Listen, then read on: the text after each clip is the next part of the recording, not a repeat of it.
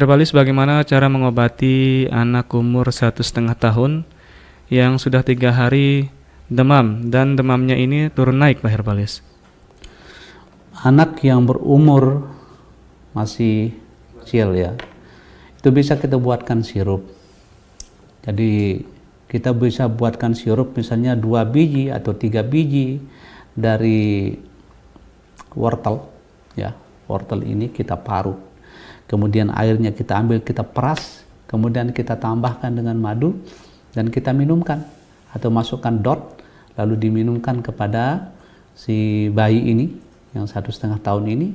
Itu akan bisa mengurangi demam, bahkan bisa menyembuhkan demam.